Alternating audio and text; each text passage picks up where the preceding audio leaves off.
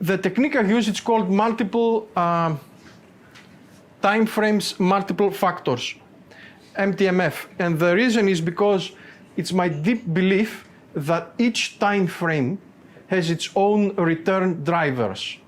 My operating time frames is the daily chart. I mean, I don't do intraday trading. But to a certain extent, someone may do some adjustments if they're an intraday trading. But in general, I would highly advise you to stay away from intraday trading. So let's focus on the daily chart. So like I mentioned, my operating time frame is the daily chart. But there are underlying causes that makes markets move. And it's my deep held belief that macros move markets. Markets move for a reason, go from A to B. They don't go because they hit an oscillator, move to an overbought and oversold level. So this is how I kind of like view the whole connection between timeframes and factors.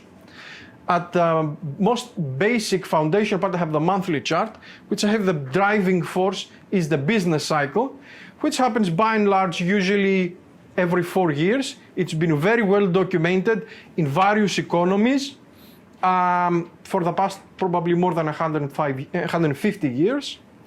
So this is your big picture view. So if you want to see where the market or the economy is going, upon which the markets will be rotating, take a look at the business cycle. Then I go into the weekly chart and I look at macros. Now, macros is I nicknamed or named data that are placed on the weekly chart that provide a fundamental view of the market. So, for example, the commitment of traders report. How many of you have heard the COT report? Just two. All right. Very, very briefly, because I can obviously I can go for breadth, not depth in this presentation. The COT report is basically for futures traders. Each time you trade and you leave your position on, that's called open interest. The US regulatory authorities, the CFTC, gathers the data of the open interest for all futures traders. These traders are classified in 3 categories: the big traders, the funds, the big traders, the users and producers of commodities. So for example, for crude oil, it could be an airline company hedging its production. That would be a big user of the futures markets, or a producer. And then you've got the little guys, the leftovers, the retail traders.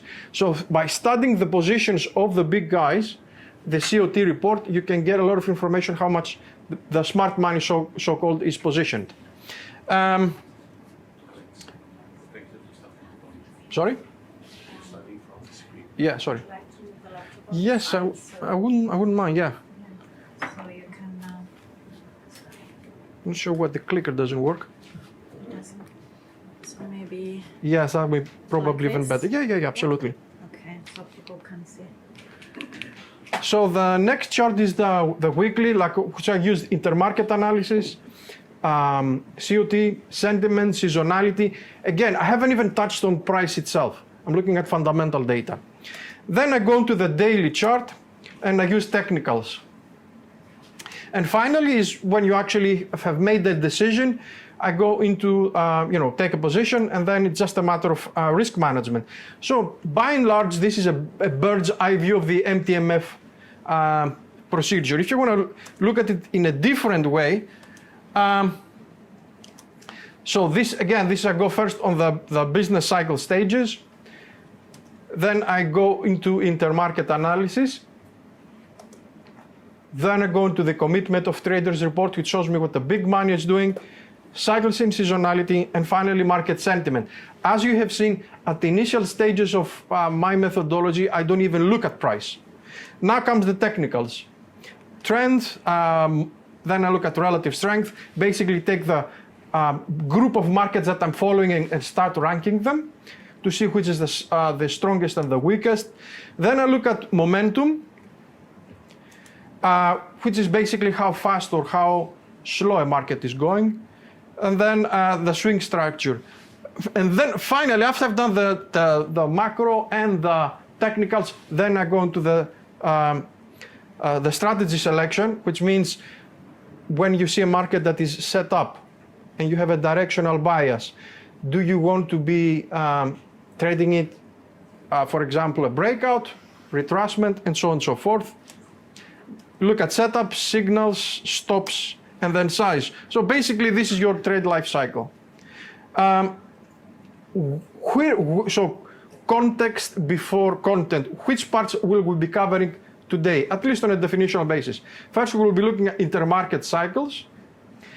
And the third presentation will be on momentum. So these are the things we will be covering today. So it's a small part of the big picture.